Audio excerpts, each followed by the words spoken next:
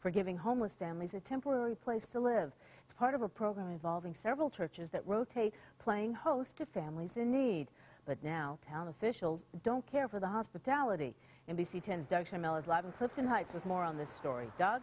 And you know, the Borough of Clifton Heights purportedly told St. Stephen's Church they have some very real health and safety concerns about housing the homeless here at a church that is clearly not designed as a residence. But the Reverend here wonders what is really behind these summonses.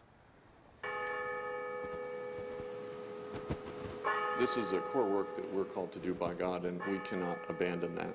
When his church was fined for taking in the homeless, Reverend John Williams wondered what's going on. There are core functions of the church to comfort and aid people in times of distress, or either emotional or physical, and it seemed to me that the borough was interfering with that core work of the church.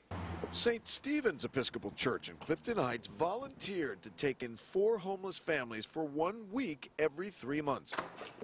And they turned the parish hall into a temporary where parents and kids spend the night after going through education and job training in Chester during the day.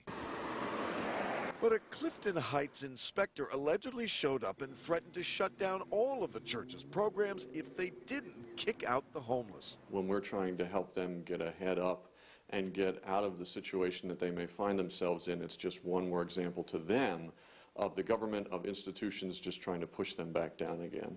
When 2 summonses arrived fining St. Stephen's nearly $800, they decided to fight back. Attorney Gene Foles says the government simply cannot order a church to stop doing its job. The courts have been fairly consistent that feeding and taking care of the homeless and bringing the homeless in for shelter is a recognized Christian responsibility of the churches. Well, the church attorney says they'd like to set up a meeting with the borough to get all of this ironed out without having to take it to court. NBC 10 did try contacting the Borough of Clifton Heights several weeks ago.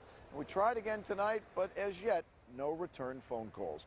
Live in Clifton Heights, I'm Doug Schimmel, NBC 10 News.